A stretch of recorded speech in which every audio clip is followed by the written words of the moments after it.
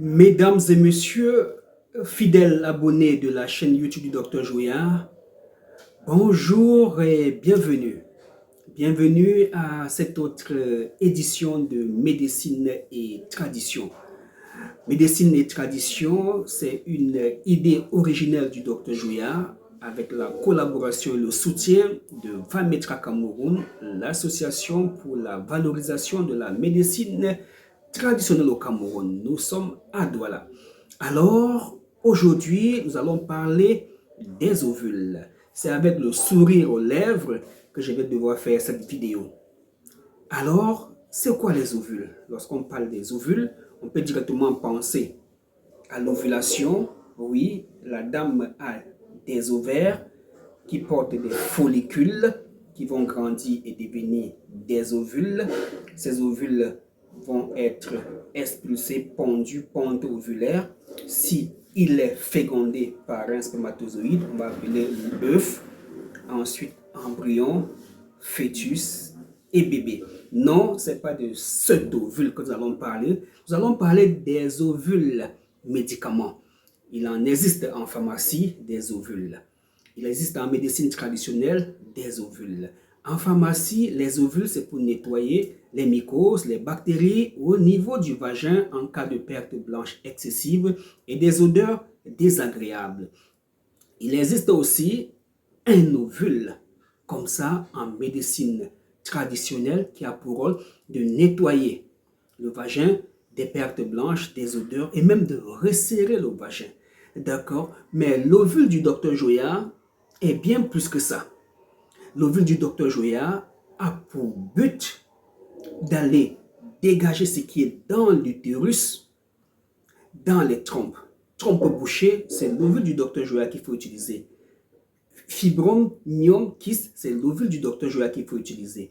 Pourquoi? Parce que cet ovule va au-delà de la zone où la femme entretient les rapports sexuels. D'accord? Il va plus loin travailler. Je le dis avec le sourire aux lèvres. Pourquoi? Parce que de plus en plus, j'ai fait un tour sur les réseaux sociaux. Maintenant, tout le monde parle d'ovules, on propose des ovules et certaines dames très ingénieuses appellent ça des perles qui feraient des miracles. Oui, c'est tout à fait normal que ces perles fassent sortir des pertes blanches, toutes ces choses-là. Oui, même quand vous mettez les polyginax, ça c'est pharmaceutique, les métronidazole ovules, ça fait sortir ces mêmes choses. La différence avec nos ovules, déjà, c'est qu'on n'en prend pas plus de 3. Donc, sur une durée de 3 mois, vous prenez 3 ovules. Alors que ces ovules qu'on vous propose, ces perles, on vous en donne beaucoup à mettre chaque soir. Ça, c'est pour vous nettoyer.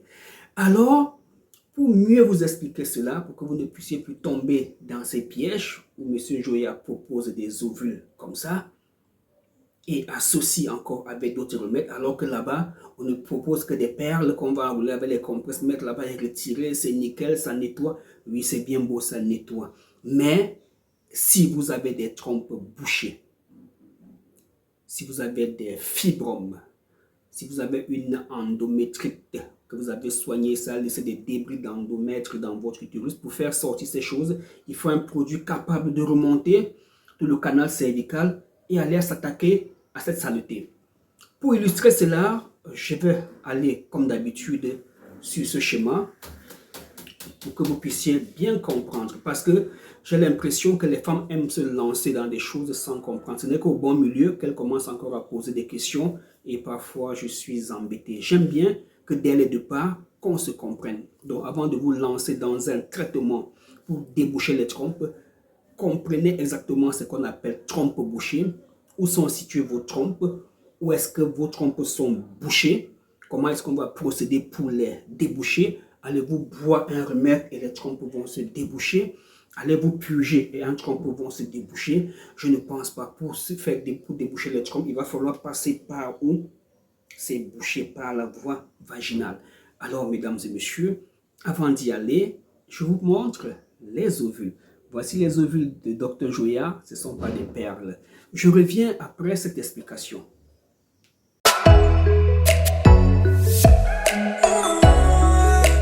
Et voilà, nous avons en face de nous l'utérus ou encore l'appareil génital féminin. Ici, c'est la zone vaginale. Le rapport sexuel se passe ici, là, d'accord? Ça, c'est le mouvement que fait le sexe de l'homme lors des rapports. Il rentre, il ressort. Si il vous touche au fond, vous avez mal, il a touché votre col. Le col, c'est l'entrée de l'utérus. On entre par le col, le canal cervical. D'accord, on arrive dans l'utérus. En fait, l'utérus, c'est ce petit triangle. À gauche, on a une trompe qui arrive au niveau de l'ovaire. C'est ici qu'il y a les ovules, les follicules ou les ovocytes. D'accord? Si cette voie est bouchée, on dira que vous avez des trompes bouchées. D'accord? Voilà. Alors, docteur Joya viendra avec son ovule, déposer l'ovule ici au fond du vagin. Donc, le soir au coucher, madame, vous allez déposer votre ovule ici au fond du vagin. Lors des rapports sexuels, lorsque votre monsieur va trop loin en profondeur, il bute sur votre col. C'est à ce niveau que le docteur Joya va déposer son ovule, pas pour que l'ovule nettoie le vagin, là où vous faites les rapports, non.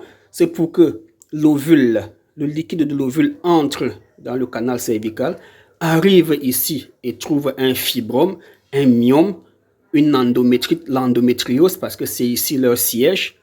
Et alors, l'ovule va aller là dans la trompe pour trouver le liquide qui traîne là, qu'on appelle hydrosalpince, va trouver les résidus qui sont là et les dégager. Lorsque l'ovule va les dégager, ces résidus vont tomber dans le vagin et couler par le vagin. Donc, il était important que je vous fasse cette démonstration. Il faut que vous puissiez comprendre la différence entre cet ovule que j'ai là et les ovules qu'on vous donne souvent. Et s'il s'agit des astuces pour nettoyer le vagin, alors les ovules à base d'aloe vera, de beurre de karité, d'extrait de clou de girofle, c'est super bien, ça nettoie, ça contient des antiseptiques. Mais si c'est pour déboucher votre trompe, référez-vous à un technicien, un spécialiste de la matière. Alors, je m'assois et on continue notre vidéo. Voilà, de retour après ces explications, j'ai alors un conseil à vous donner. Vous savez, lorsque vous avez un problème de stérilité, il faut toujours comprendre qu'il s'agit là d'un problème spirituel. Parce que la volonté de Dieu, c'est d'être fécond et de se multiplier. Maintenant, si je vais plusieurs fois avec un homme, je ne tombe pas enceinte, je vais d'hôpital en hôpital, on me dit j'ai ci, j'ai ça. Alors, lorsque je vais rencontrer quelqu'un pour me faire soigner en médecine traditionnelle, je dois d'abord rechercher ce profil. C'est un conseil pour vous, madame. Cherchez un traitant qui va vous suivre. Cherchez quelqu'un qui va vous suivre. Cherchez M. Joya parce que vous voulez que M. Joya puisse vous suivre. D'accord? Ne cherchez pas M. Joya juste pour acheter les remèdes et disparaître dans la nature. Non, c'est pas comme ça. Lorsque vous nous contactez pour un problème de procréation, vous posez des questions très simples. Qu'est-ce qu'on peut faire pour vous, madame? Docteur, ça ne va pas. Ça fait des années, je ne tombe pas enceinte. Dès lors, il y a ce qu'on appelle la compassion. La compassion, on a pitié de vous. On dit, ok, vous avez quel âge, madame? Est-ce que vous voyez vos règles chaque mois? Avez-vous déjà accouché avant? Avez-vous déjà fait un avortement? Est-ce que vous saignez normalement? À quand date votre dernière date de règle? Quels sont les examens que vous avez eu à faire? Filmez-les, envoyez-les nous. On va regarder votre échographie. On va regarder votre radio des trompes. Si tout va bien, on va demander, et votre mari, a-t-il fait un spermogramme? Non, docteur, il ne l'a pas encore fait. Il a des enfants. Lui, c'est bien beau, mais il devrait le faire. Quel âge a-t-il? Revenons même à vous, madame. Vos trompes sont bouchées. Oui, docteur, on me l'a dit, j'ai fait des insufflations, des hydrotubations, ça n'a pas donné. Voilà pourquoi je me retourne vers vous. D'accord, madame, oui, vous faites bien de vous retourner vers nous. Voyez comment on soigne quelqu'un. D'accord, j'ai toujours du mal à voir cette dame qui dit, docteur, donne-moi une fois la posologie et le mot d'emploi, comme ça je vais plus te déranger. Non, non, dérange-moi. C'est pour ça que je suis là. C'est pour qu'à chaque fois, vous puissiez m'interpeller. Docteur, j'ai fini de saigner. Qu'est-ce que je fais? Docteur, vous m'avez demandé de vous rappeler au 10e jour. C'est le 10e jour aujourd'hui. Qu'est-ce que je fais? Je vous dis, faites ci, faites ça, faites ça. Voilà. Lorsque j'ai discuté avec vous et que nous sommes tombés d'accord sur un certain nombre de choses, et qu'il va falloir que je me mette au travail pour apprêter votre traitement, parce que c'est ça le principe chez nous, hein. En médecine traditionnelle, il est compliqué, difficile de fabriquer beaucoup de remèdes, les stocker et les vendre, les expédier comme ça, comme des bouts de pain. Non, ce n'est pas possible, ça ne marche pas. Ça ne marche pas. Chaque patient a un profil spécial. Son âge, sa taille, son poids et même son esprit. Voilà pourquoi, lorsqu'on commence à prêter votre traitement, vous, madame, je pense à la conversation qu'on a eue, la situation que vous traversez. Docteur, il m'a même chassé de chez lui. Docteur, il a même pris ma épouse. Docteur, voilà. C'est-à-dire, on pense à cette dame, et quand on pense à cette dame, qu'est-ce qu'on fait? Au moment de faire ses remèdes, on pense à elle, on prie, on médite, on prie le bon Dieu, que le bon Dieu puisse mettre la main sur ce médicament afin que ça puisse soigner cette sœur qui n'est plus dans le mariage. Cette sœur qui est la raison de tout le monde. Voilà pourquoi, lorsque nous sommes en train, par exemple, d'écraser l'ovule, on parle dans notre cœur. On dit, ouais, Seigneur, que cette dame, Aminata, que cet ovule, ça c'est l'ovule d'Aminata. D'accord? Ça c'est l'ovule d'Aminata que je suis en train d'écraser, puisse l'aider. Le remède pour se purger, lorsque je suis en train d'emballer dans le sachet, c'est pour Aminata. Donc mon esprit est connecté à l'esprit d'Aminata. Je prie pour elle, j'intercède pour elle, j'ai fait son médicament à elle. Lorsque j'ai fini avec Aminata et que je passe à Christelle, maintenant c'est le remède de Christelle, j'écrase le remède de Christelle, j'apprête, je prie Dieu par rapport à ce que Christelle a dit. Christelle me dit non, elle tombe enceinte, la grossesse ne reste pas. Donc c'est une autre prière. On prie cette fois-ci pour que ça reste. Voilà comment, à distance, lorsqu'on se réveille le matin, on met les deux genoux au sol. Après avoir prié pour nous, on prie Dieu pour qu'il bénisse le travail que nous faisons. En quoi faisant? En nous donnant la connaissance pour connaître les remèdes pour venir en aide aux gens.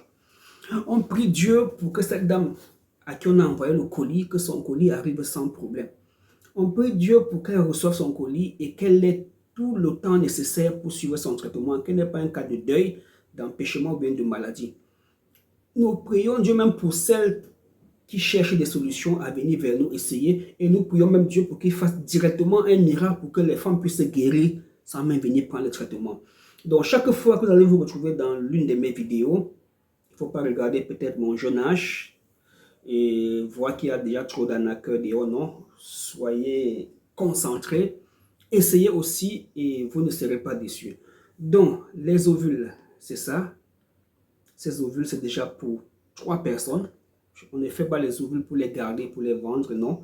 Je les ai écrasés, c'est pour 3 personnes. Et je vais me mettre au travail pour emballer les remèdes de ces personnes.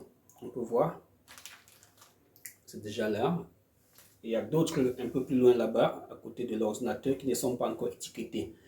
Donc, mesdames et messieurs, il était important pour moi de vous faire savoir qu'en achetant les ovules que je vois un peu partout sur les réseaux sociaux, avec des très jolis emballages, bien emballés, alors vous êtes là en train d'acheter les ovules qui vont vous nettoyer votre vagin. Si vous voulez vous attaquer à ce gros fibrome, à ce myome, à cette trompe bouchée, pensez plutôt au genre d'ovules de M. Joya qu'on ne met qu'une fois par mois à la fin des règles, l'autre mois à la fin des règles et l'autre mois à la fin des règles. 3 ovules, c'est bon, donc pas plus, pas moins. On s'arrête et on voit ce que cet ovule a fait. Alors que d'autres ovules, c'est parfois tous les soirs, tous les 2 jours, ainsi de suite. Voilà. Une autre chose pour terminer, attention aux remèdes qui sont très bien emballés. Les remèdes de M. Joya ne sont pas très bien emballés. Alors, parce qu'il n'a pas le temps pour aller chercher un sérigraphe pour faire tous ces étiquettes, tous ces beaux papiers-là. Non, ce n'est pas ça le médicament. En fait, vous pouvez voir ça là. Si je vous expédie ceci, vous aurez tendance à avoir un joli médicament. C'est la même chose avec ça. C'est la même chose avec ça.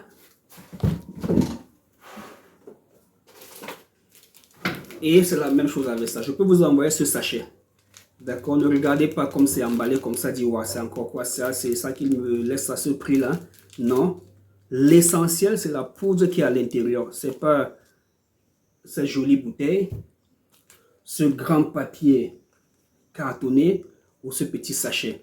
Donc, ne tombez plus dans le piège des images que vous voyez sur les réseaux sociaux parce qu'il y en a qui vous vendent juste les emballages. Ce qui est à l'intérieur, là, ce n'est pas ça.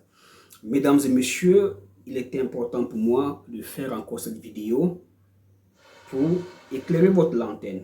À bientôt.